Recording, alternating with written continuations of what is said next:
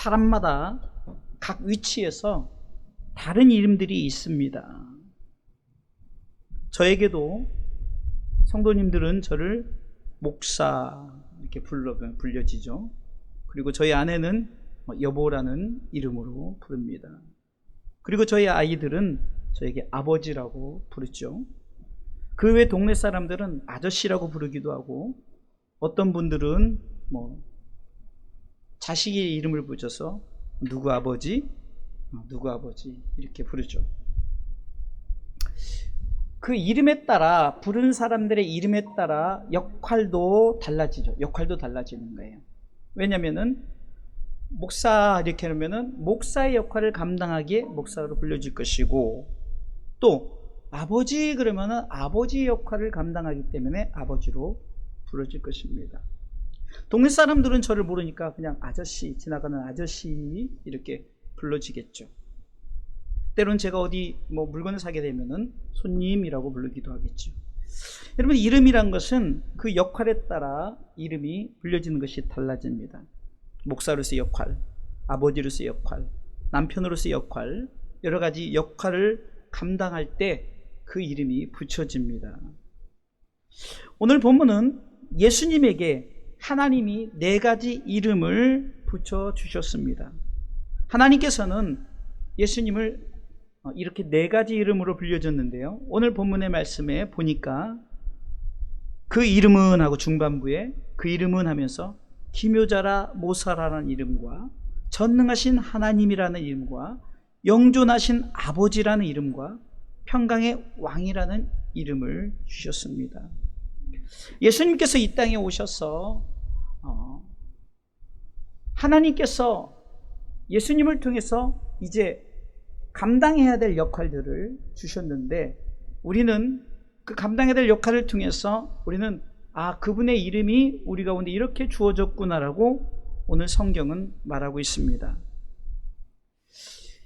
선지자 이사야는 하나님이 주시는 분명한 메시지를 통해서 우리를 위해서 오신 그분, 우리는 당연히 예수란 그 이름을 통해서 마태복음 1장 21절을 통해서 구원자다, 우리의 죄의 사함을, 우리의 죄의 용서를 해주시려고, 우리를 또한 천국 백성으로 들이시려고 우리를 구원해 주시고자 하는 메시아다는 우리가 이름 한 가지는 정확하게 알고 있습니다.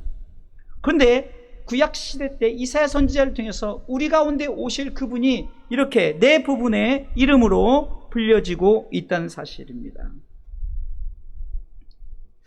이름은 역할이 있다는 것, 역할. 그 역할 속에서 이름이 그 기능을 하고 있습니다.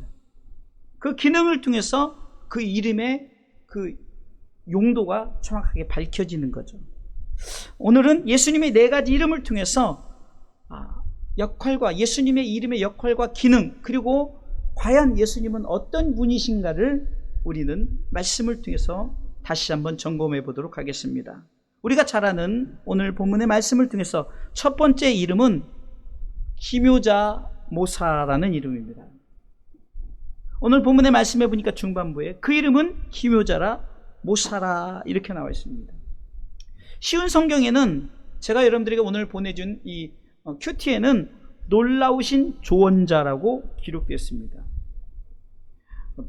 좀 더 구체적으로 말하면 이 기묘자라는 뜻은 조언자, 전략가, 상담가, 또 위로자, 여러 가지 뜻이 다 담겨져 있는데, 이 모든 이름을 한마디로 함축하면 한마디로 뭐냐?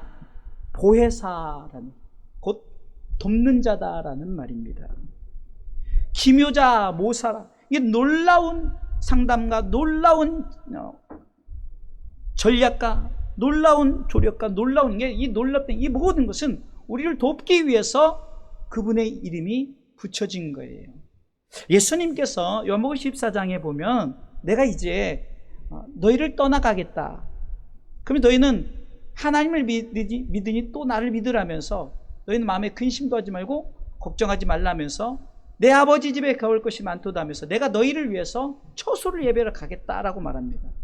그리고 내가 처소가 다 준비되면 내가 너에게 다시 와서 너희를 영접하여 나 있는 곳에 있게 하리라 하시면서 계속해서 이제 제자들이 그러니까 근심이 생기는 거예요. 아, 정말로 예수님 떠나시면 어떻게 될까? 그런데 예수님께서는 걱정하지 말라. 내가 너에게 도우실 보혜사 성령님을 너에게 보내주시겠다라고 말합니다. 그러니까 예수님의 이름 속에서 보면은 보혜사 성령님이라는 이름도 담겨져 있는 거예요. 요한복음 14장 16절 말씀 보겠습니다. 같이 읽습니다. 내가 아버지께 구하겠으니 그가 또 다른 보혜사를 너희에게 주사 영원토록 너희와 함께 있게 하시리니 라는 말씀이 있습니다.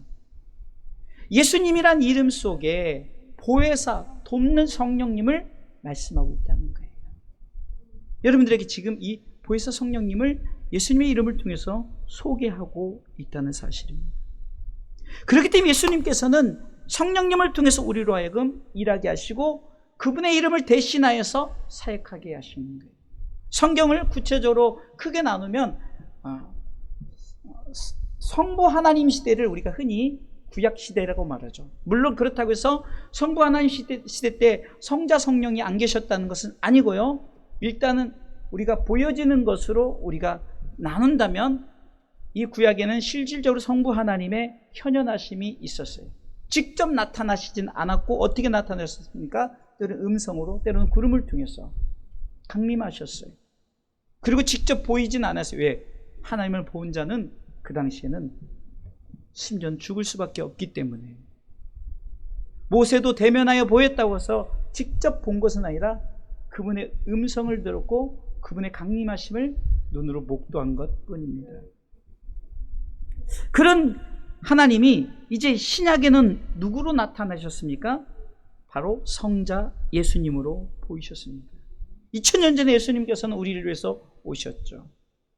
오셔서 저와 여러분들 잘 아시다시피 우리를 위해서 오셨고 십자가에 죽으셨고 사흘 만에 부활하셨고 40일 만에 승천하셨고 다시 오시겠다고 약속하셨습니다.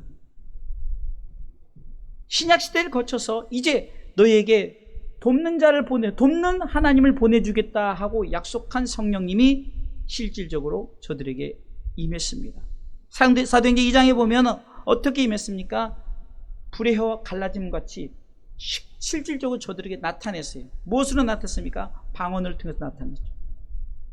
그리고 외국어, 말하는 방언, 듣는 방언 이런 것을 통해서 성령님의 역사를 보여줬고 성령님의 역사가 나타났을 때 저들이 완전히 바뀌어졌어요. 삶이 바뀌었고 신앙 상태가 바뀌었고 저들의 모든 영적인 분위기도 바뀌었습니다. 이게 철저하게 하나님께서는 이렇게 돕는 자에 이르기까지, 그래서 지금 이 시대를 어떤 시대로 말합니까? 오순절 이후 시대를 성령 시대라고 말하고 있습니다. 그래서 지금 우리는 성령 시대를 살아가고 있습니다. 자, 그러면은 구약에도 돕는 자로 성부 하나님이 계셨고 신약에도 돕는 자로 예수님이 계셨고 또한 지금 이 시대도 돕는 자로 성령 하나님이 우리 가운데 역사하신다는 거예요. 우리가 지금 예수님의 이름, 그러니까 어떤 닉네임을 말하는 것이 아닙니다. 그분의 역할과 기능을 통해서 우리가 말씀을 통해서 이제 계속해서 말씀을 통해서 예수님의 이 이름을 통해서 이렇게 역할과 기능이 이렇게 있구나라고 우리는 알 수가 있습니다. 때로는 우리 가운데 야단도 치시죠. 왜요? 조언을 하기 위해서. 때로는 어떻게 살아가야 될까 전략을 꾸미기도 합니다. 성경은 여러 가지 모습으로 전략을 깨죠. 너희가 말씀을 가지고 싸우라고 말하고요. 때로는 피할 때는 피하고 쫓을 때는 쫓으라고 말합니다. 성경은 해야 될 것이 있고 하지 말아야 될 것을 전략적으로 우리 예수님은 이름을 통해서 우리 가운데 말씀하고 있다는 사실입니다. 예수님께서 12제자를 삼고 70인 제자를 삼고 정말 계속해서 복음을 향해서 나아갈 때도 철저하게 성령님을 통해서 돕겠다라고 약속하셨고 지금도 우리의 신앙의 삶 가운데 우리의 모든 환경 가운데 성령님은 돕는 줄 믿으시기 바랍니다. 때로는 우리가 뭔가 필요할 때 상담도 해줘요. 여러분들 하나님이 어떻게 상담해 주면 무엇으로 상담하니까? 말씀으로 상담을 합니다. 여러분들 지금도 하나님의 말씀을 들을 때 때로는요 정말로 공부를 많이 하고 명예를 가지고 권력을 가진 자도 말씀 앞에는 저들이 다 내려놓을 수밖에 없는 거예요. 성경은요, 공평하게 누구에게나 상담을 할 수 있다는 사실입니다. 목사에게 어떤 사역적인 면이 있다면은 제일 먼저 상담가로서의 그런 사역도 있는 거예요. 이게 성경이 상담을 풀어주는 열쇠죠. 목사가 상담을 무엇을 합니까? 법에 대한 상담을 하겠습니까? 어떤 삶을 살아가는 방법에 대해서 상담을 하겠습니까? 오직 말씀으로 상담을 합니다. 때로는 말씀이 우리를 위로할 때도 있고, 때로는 혼내줄 때도 있다는 거예요. 이 말씀이 우리로 하여금 정말 가야 할 바를 지시해주고 그 말씀을 통해서 우리가 하나님 앞에 설 수 있도록, 그래서 예수님이 말씀이다라고 우리는 성경을 통해서 알고 있습니다. 잘 아는 태초에 하나님이 말씀으로 오셨죠. 빛이 있으라 하시면 그 빛이 나타나셨어요. 말씀의 역사가 나타났다는 것입니다. 이렇게 하나님은 기묘자로서, 놀라운 조언자로서 우리 가운데, 그 이름이 우리 가운데 기능과 역할로서 우리로 하여금 신앙생활을 할 수 있도록, 천국 가는 그날까지 믿음을 지켜 승리할 수 있도록 그 이름 가운데 역사하시는 줄 믿으시기 바랍니다. 두 번째 이름은요, 자, 오늘 본문의 말씀을 또 보겠습니다. 같이 처음부터 읽어보겠습니다. 이는 한 아기가 우리에게 낳고 한 아들을 우리에게 주신 바 되었는데 그 어깨에는 정사를 메었고 그 이름은 기묘자라 모사라 뭐요? 전능하신 하나님이라. 뭐요? 전능하신 하나님이라. 예수님의 이름의 능력 중에 전능자, 이 말은 창조주다는 거예요. 창조주. 여러분들, 가끔 저는요, 저번에도 한번 말씀을 드렸지만 정말 이 해충 있죠. 뭐 개미나 뭐 이런 뭐 어떤 또 모기. 여러분들, 모기가 살아있다는 증거는 뭘까요? 뭔가 숨을 쉬는 기관이 있다는 거 아니겠어요? 우리로 말하면 심장이 있다는 거잖아요. 그러니까 우리처럼 큰 심장은 아니겠지만 모기 자체에서도 숨을 쉬는 심장의 기능을 할 수 있는 그런 기능이 있겠죠. 뭔가 모기가 뭐 이래서 피를 빨아먹는 것처럼, 어떤 해충이 뭘 먹는 것처럼 뭔가 그런 입도 있고 뭐 다 있다는 거예요. 발도 있고. 현미경으로 보면 다 그것이 존재한다는 거죠.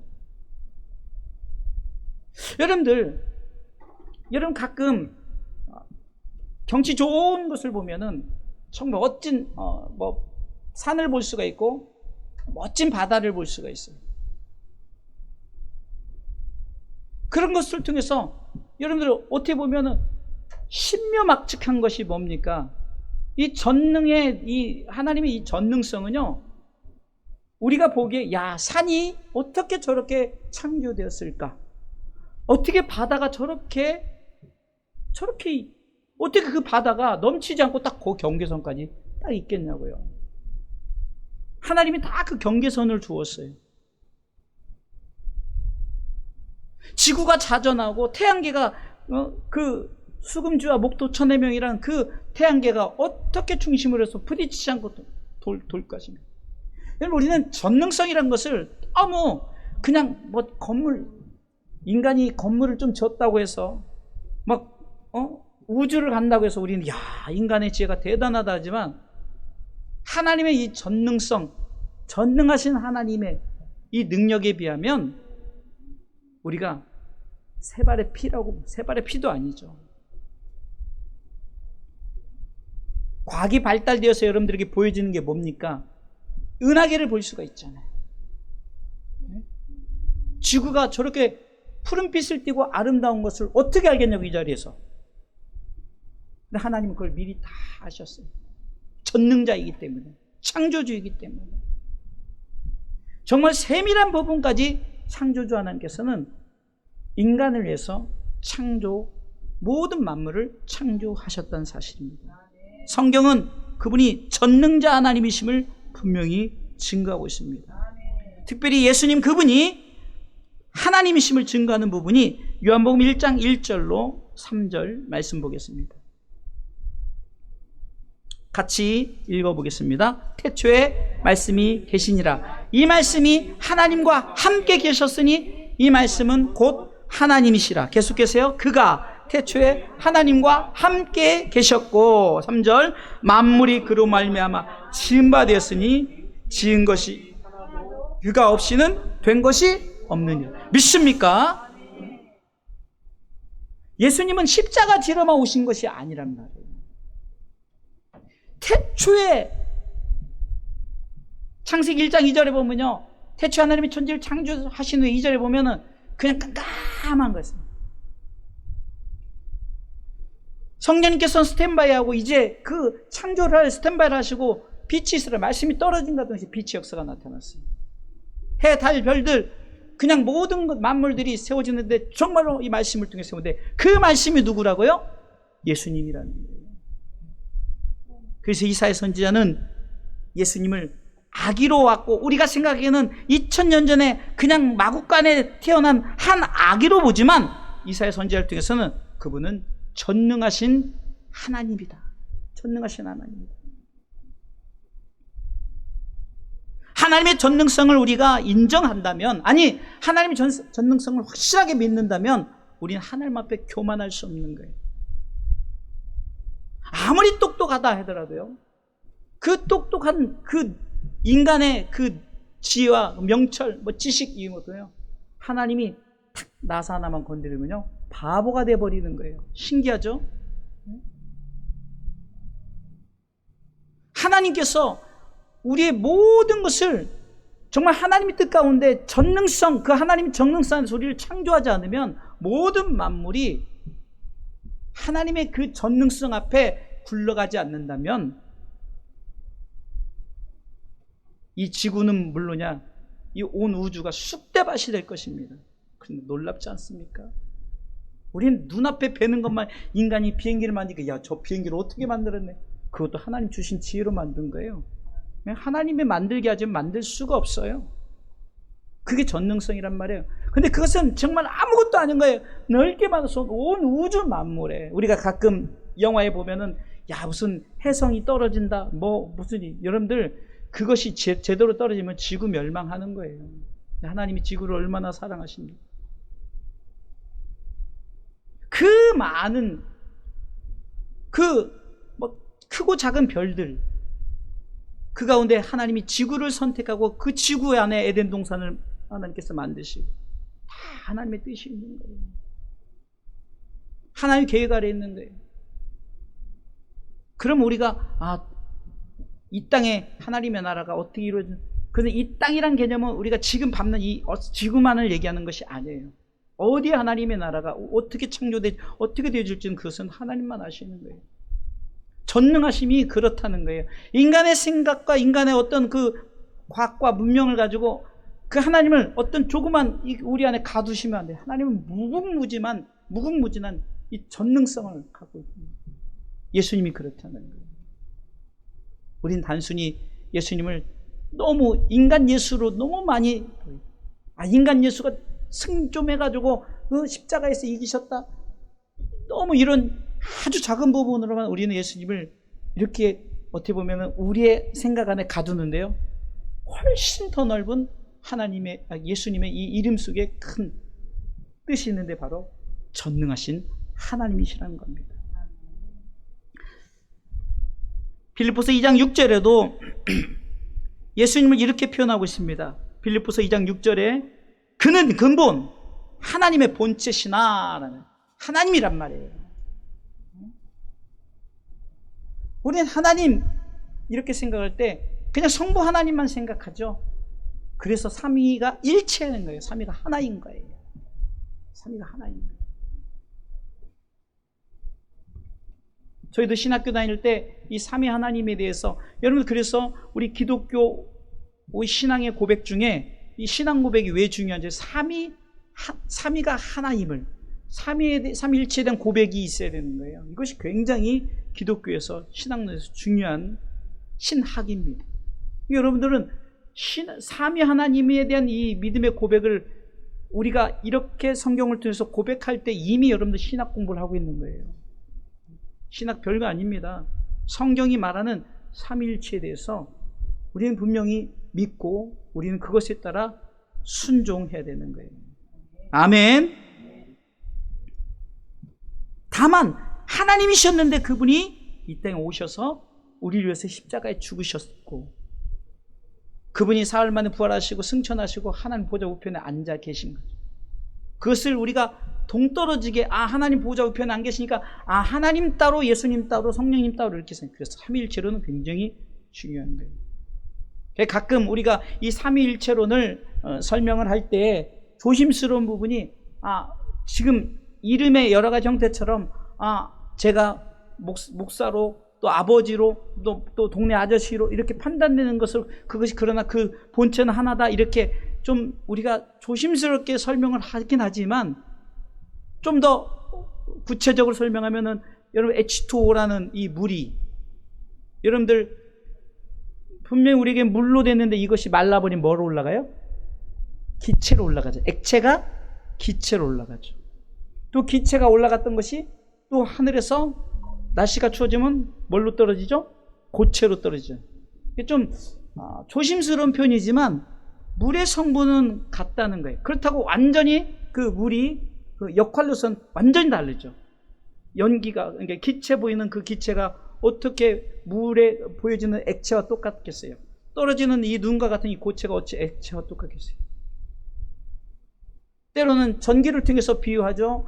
작은 이 불을 밝힘에 있어서 이 전기 에너지가 그 힘이 없으면 그런데 이 전기는 때로는 이 불로도 받치고 때로는 어떤 다른 전기 에너지를 통해서 물을 이렇게 화력을 발전할 수 있고 수력을 발전할 수 있고 이렇게 그래서 전기 에너지를 만들고 이런 여러 걸 설명하지만 사실 그것으로 설명해서 잘못하면 까딱하면은 이단적인 요소가 되기 때문에 그냥 믿는 거예요.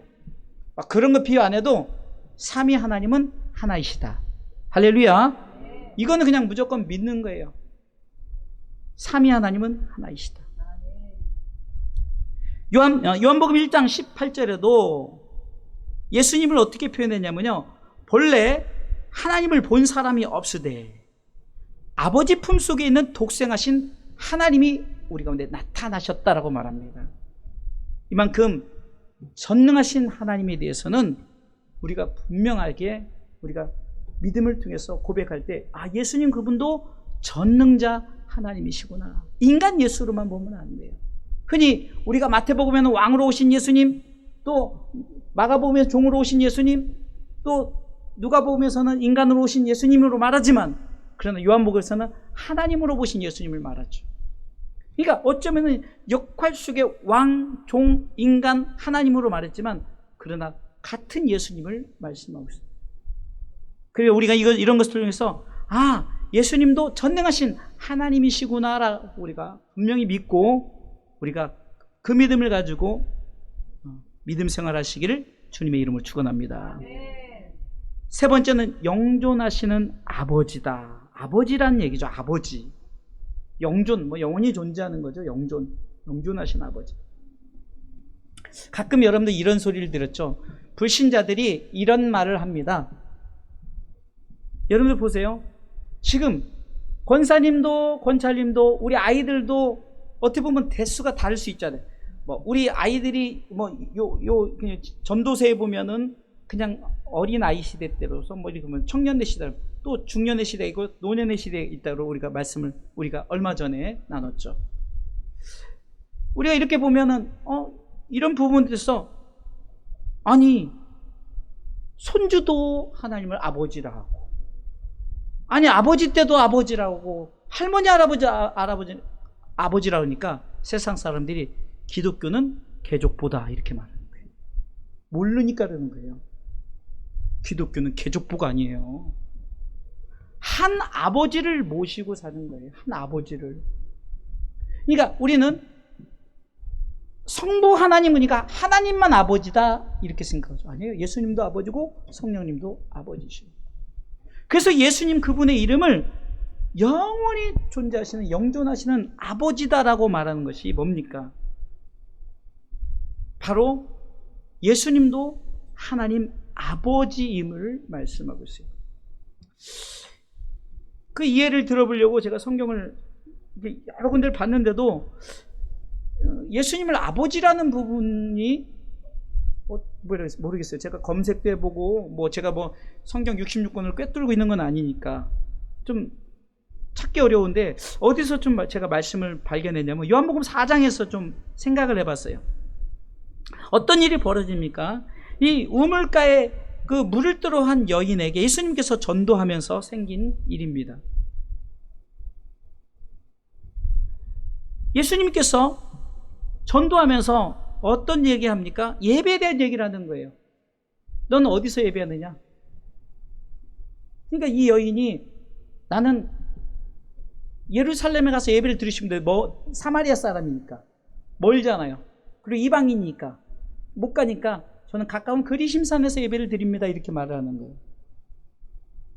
그러니까 예수님께서 뭐라고 말합니까? 21절 요한복음 4장 21절에 예수께서 가라사대, 같이 읽습니다. 예수께서 가라사대 여자여 내 말을 믿으라. 이 산에서도 말고 예루살렘에서도 말고 너희가 아버지께 예배할 때가 이르리라. 아버지께, 여기서 아버지 얘기라는 거예요. 그러니까 우리가 생각하기는 당연히 하나님 아버지께 예배할 때가 이른다 이렇게 생각하죠. 계속해서 읽습니다. 22절 너희는 알지 못하는 것을 예배하고 우리는 아는 것을 예배하노니 이는 구원이 유대인에게서 남이니라. 뭐 이것은 뭐 우리가 예배를 드림에 있어서 분명히 알고 드린 예배 또 모르고 드린 예배가 있다는 거예요. 그런데 여러분들 우리는 분명히 하나님 아버지가 누구인 줄 알고 예배를 드리고 있죠. 그러면서 아버지 얘기를 예수님께서 계속해요. 23절 우리가 잘 아는 말씀이죠. 아버지께 참으로 예배하는 자들은 신령과 진정으로 예배할 때가 오노니 곧 이때라. 이제 점점 이제 아버지께 예배드린 그것을 설명해요. 계속 읽어보겠습니다. 뒤에 안 읽었잖아요. 23절 뒤에 시작. 셋째 줄 시작. 아버지께서는 이렇게 자기에게 예배하는 자들을 찾으시니라면서 우리가 유명한 24절 말씀에 하나님의 영이시니 예배하는 자가 신령과 진정으로 예배할지니라 이렇게 말하죠. 여기까지는 하나님 아버지에 대해서 얘기를 하는 건 맞아요. 근데 예수님께서 이렇게 말씀하십니다. 25절 읽습니다. 같이 읽습니다. 여자가 가로되 메시아 곧 그리스도라 하는 이가 오실 줄 내가 아노니 그가 오시면 모든 것을 우리에게 고하시리다 하면서 예수님께서 뭐라고 말합니까? 예수께서 이르시되 내게 말하는 내가 그로라. 내가 그로라. 자신이 아버지라는 것을 말하고 있어요. 왜요? 이때까지 하나님께 예배하는 자, 예배하는 자가 신령과 진정으로 올 때 예배할 그때다. 지금 예배할 때라고 말하면서 하나님 아버지를 얘기하면서 내가 그로라. 예배 대상이 나라고 말하잖아요. 아니 무슨 계족부도 아니고 아들이 무슨 아버지라고. 여러분들 이 성경에 보면요, 이 예수님 시대 때 이 바리새인들과 이 서기관들, 이 대제사장들이 예수님을 왜 십자가에 가장 근본적으로 못 박이면 자기가 하나님 아들이라고 해요. 때로는 자기가 하나님이라고. 이놈이 미쳤나? 아니 때로는 하나님 아들이라고 하면 자기가 하나님이라고 하고 막 자꾸 그러는 거예요. 근데 오늘은 야 아버지께 예배할 때가 오는데 그때라면서 이제 예배의 대상이 나다라고 말하는 거예요. 이거 2단도 아니고 3단도 아니고 이거 뭡니까? 그래서 예수님을 그 당시에 십자가에 못 박았던 이유가 바로 참 쉽게 해서 하나님을 망령되 일컫고 하나님에 대해 참남하는, 하나님 모욕하는 자다 이렇게 해가지고. 그러니까 그들이 생각할 때 맞는 말이에요. 아니 젊은 청년이 30대 청년이 자기가 하나님 아버지라고, 하나님을 아버지라고 하고 또 자기가 하나님이라고 하고 자기가 하나님의 아들이라고 하고 이거 무슨 족보가 왜 이렇게. 이거를 우리가 삼위일체 하나님에 대해서 몰라서 그러는 거예요. 성경은 삼위일체 하나님에 대해서 구체적으로 설명은 아니지만 이것을 믿음의 눈으로 보면은 이게 보여진다는 거예요. 25절 다시 볼게요. 여자가 가로되 메시아 곧 그리스도라는 이가 오실 줄 내가 아노니 그가 오시면 모든 것을 우리에게 고하시리라. 그러니까 내가 그리스도다. 내가 그리스도. 이때까지 설명했던 하나님 아버지께 예배 드릴 게 곧 이제 나에게 예배를 드릴 때가 온다는 거죠. 여러분들 우리가 예수님의 이름을 통해서 삼위 하나님, 이 삼위일체 하나님에 대해서 분명히 갖고 예수님의 이름을 다루지 않으면 세상 사람이 말하는 것처럼 이거는 예수님, 성부, 성자, 성령 자체가 대족보가 되어버리는 거예요. 그러나 우리는 이것을 갖고 나갈 때 바로 예수님도 영존하신 아버지다라고 이사야 선지자를 통해서 하나님이 말씀하시는 거죠.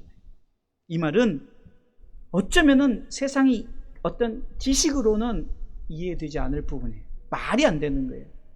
그러나 선지자를 통해서 분명히 말하는 거예요. 앞으로 올 내 아들이 있는데 그는 하나님이다. 전능하신 하나님이다. 또 영존하신 아버지도 하나님이 그렇게 말하는 거예요. 선지자를 통해서. 하나님이 때론 너희를 상담해주고 조언해주고 전략가로서 위로해주고 하나님이 그렇다는 거예요. 예수님 말할 때. 마지막 네 번째는요. 네 번째 평강의 왕이다 라고 말하죠. 평강의 왕. 평강의 왕. 오늘 본문의 6절 마지막에 보면은 평강의 왕이라 할 것입니다. 왜 평강의 왕이실까? 예수님께서는 우리가 항상 우리 생각 속에 가장 우리가 신앙의 삶 속에서 우리 가장 우리 가운데 문제되는 게 뭔지 아십니까? 마음에 평안이 없는 거예요. 자, 보세요. 왜 두렵습니까? 왜 불안합니까? 물질이 없어서 그러죠? 뭐 건강치 못해서 그러죠? 내 환경의 문제가 그러면 그 문제 그것 때문에 그런데 그러면 그 깊은 속에서는 무엇이 없어요? 물질 때문에 불안한 거예요. 평안이 없기 때문에. 돈 없어도요 평안을 누리면 얼마든지 평안을 누릴 수가 있죠. 근데 우리가 이미 물질을 통해서 성경에서 야 내가 너에게 평안을 줄게 라고 말하지만 우리는 그 평안을 믿지 않아요. 근데 예수님이 야 내가 평안이다 라고 말하는 거예요. 내가 평안이다. 내가 곧 평안이다 라고 말하는 거예요. 요한복음 14장 27절에 이렇게 말합니다. 평안을 너에게 끼치노니 곧 나의 평안. 그러니까 주님의 평안이에요. 주님의 평안. 내가 너에게 주는 것은 세상이 주는 것 같지 아니라 너희는 마음에 근심도 말고 두려워하지 말라. 이렇게 말해요. 그러니까 예수님께서 이 평강의 왕이라 하는 것은 우리가 평안의 주체라는 거예요. 평강의 주체. 그래서 이분을 통해서 우리 가운데 평강이 찾아오는데 그러면 여기서 땅의 평강을 말하는 것일까? 아닙니다. 평강의 왕이란 것은 이제 이루어질 요한계시록에 보면 21장 22절에 천국 소개를 하면서 하나님 나라에 대해서 얘기하죠. 그분이 그곳의 왕이에요. 천국에는요 불안, 초조, 염려 왜 없다고 그랬죠? 왜 없다고 그랬어요? 사단이 없으니까. 사단을 무정에 가두니까. 너무 간단한 진리죠. 그것은 하나님과 우리가 이제는 속에 간사함도 추함도 그런 거 없어요. 그러니까 영체란 말이에요. 육체를 가진 영체. 하나님과 함께 하시는. 그러니까 우리가 생각할 때는 천국 가면 뭐 먹고 살지. 우리가 이건 너무 그냥 아직까지도 우리가 그 육에 대한 생각을 버리지 못해요. 천국에 가면은 내가 만날 사람이 있고 이것도 어떻게 보면 잘못 말하면 이단이 돼버리는 거예요. 네? 자식도 없을 거예요. 부모도 없어요. 다 하나님 안에서의 하나님과의 관계 속에서 왕 노릇, 그분이 왕이기 때문에, 평강의 왕이기 때문에 우리는 왕 노릇을 하는 거예요. 네? 그래서 베드로전서 2장 9절 왕 같은 제사장이요, 거룩한 나라요, 그의 소유된 백성이라고 말하는 거예요. 하나님과 어쩌면 일심동체예요. 하나님과 하나가 되어서. 왜요? 그분이 그 나라 평강의 왕이기 때문에.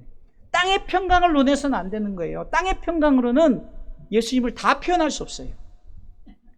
예수님은 하나님 나라의 평강의 왕이니까 우리는 그분과 함께 할 때 우리는 왕 노릇하는 거예요. 왕 노릇. 왕과 같이. 할렐루야.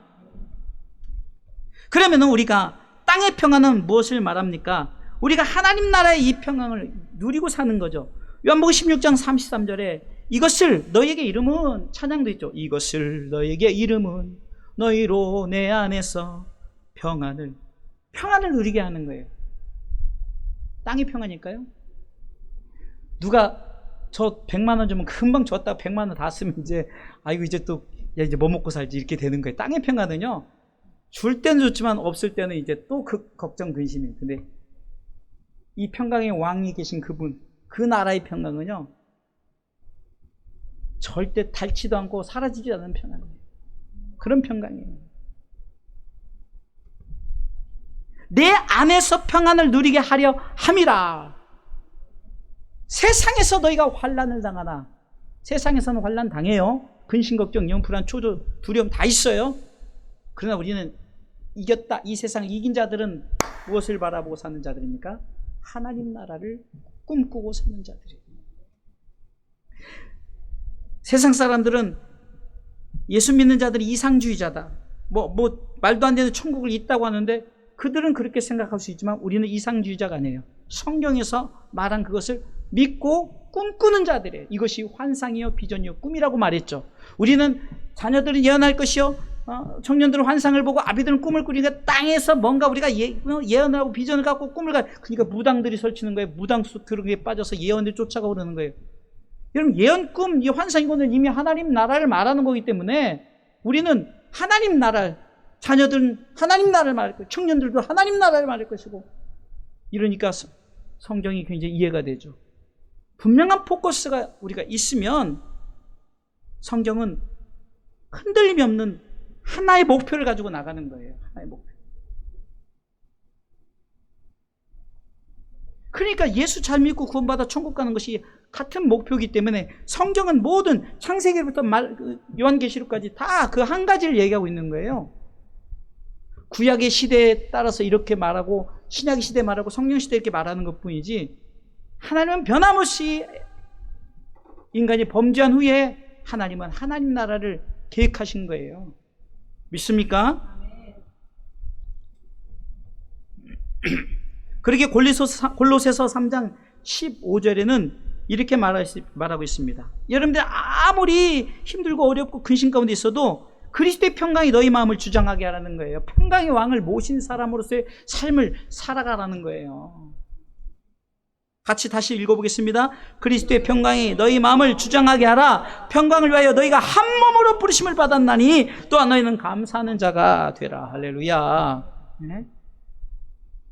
감사하는 자가 될 수 있는 것은 우리는 같은 평강의 왕이 계신 평강의 나라에 들어갈 백성이기 때문에.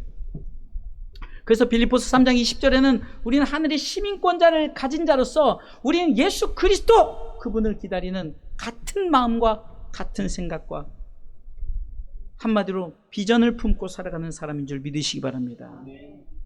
결론적으로 말씀드리겠습니다. 예수님은 이렇게 이름을 통해서 우리 가운데 자신의 이름의 기능과 이것을 통해서 삼위일체 하나님을 우리에게 분명히 말하고 있고, 우리 이것을 통해서 우리는 철저하게 위로받고 살아야 될 것은 기묘자 모사자로서 또 전능하신 하나님으로서 영존하신 아버지로서 평강의 왕으로서 우리에게 보여주시는 것이 무엇일까를 우리는 생각해 봅니다. 이름의 기능이 있으면 그 이름의 기능과 역할이 우리를 통해서 무엇을 요구하는 것일까를 알고 신앙생활해야 된다는 거예요. 그래 흔들리지 않고 우리는 승리의 삶을 살아갈 수 있습니다. 성경은 그렇기 때문에 뭐라고 말합니까? 야, 너희가 무엇을 먹을까 입을까 마실까 염려하지 말라. 하늘의 새들도 보라. 하나님께서 다 먹이고 입히시. 들의 백합화를 보라. 야, 인간의 세상 어떤 것보다 다 알아서 입히지 않느냐. 그냥 봄, 여름, 가을, 겨울 통해서 다 우리가 보면은 다 하나님께서 알아서 입히면 하물며 너희일까 보냐. 왜 그럴까요? 중요한 것은 우리는 땅에서는요, 성경은 나그네 인생길이라고 말합니다. 야곱이요, 내가 이렇게 나그네 인생을 살았습니다라고 말하고, 그리고 그가 결국은 어떻게 됩니까? 요셉을 통해서 그 좋은 땅으로 고센 땅에 들어가잖아요. 그래서 우리에게 무엇을 말하는 걸까요? 이 세상은 나그네 길, 나는 다만 나그네, 이런 찬양도 있죠. 이 땅은 나그네 인생길이에요. 90세 우리 집사님이 계시지만 90세 인생을 볼 때는 우리는 아직 멀은 것 같지만 시간은 천년이 하루 같은 거예요. 우리 시간 개념은 영원이란 이 말 앞에서는 아무 의미가 없는 거예요. 그렇기 때문에 우리는 나그네 인생길을 내가 좀 더 살았다, 500년 전에 있던 사람이나 앞으로 2000년 후에 있는 사람이나 하나님 보시기에는 세상 말로 도끼일 객길인 거예요. 중요한 것은 어떤 시대를 살든 우리가 어떤 예수님의 이름과 기능이 우리에게 역할이 무엇을 말하는가를 알면서 분명히 알고 신앙생활해야 되는 게 이게 뭡니까? 또 결론 드리지만 요한복음 3장 16절이에요. 삼위 하나님께서 우리 가운데 역사하신 이유는 영생을 얻게 하려는 거예요. 하나님 나라에 들어가게 하려는 거예요. 이거는 그냥 무조건 내 속에 믿음으로 받아들이시기 바랍니다. 이것은요, 성경이 말하는 공식이에요. 공식. 그렇기 때문에 우리는 신앙생활에 어떤 위기가 온다 할지라도 이 공식 앞에 다시 한번 예수님의 이름을 되새기면서 예수님의 이름이 이렇게 우리를 천국 가는 그날까지 믿음 지키게 위해서 우리를 돕는 보혜사로서, 또한 전능하신 하나님으로서 영원히 존재하시고 우리를 위해서 막 아버지가 자녀를 사랑하듯 그런 아버지로서 우리 가운데 평강의 왕으로서 그것을 기억하면서 우리가 신앙생활을 한다면 우리는 어떤 상황 속에서도 반드시 승리의 삶, 천국 가는 그날까지 주여 지켜주옵소서 이렇게 고백하면서 우리 승리의 삶을 살아갈 수 있는 줄 믿으시기 바랍니다.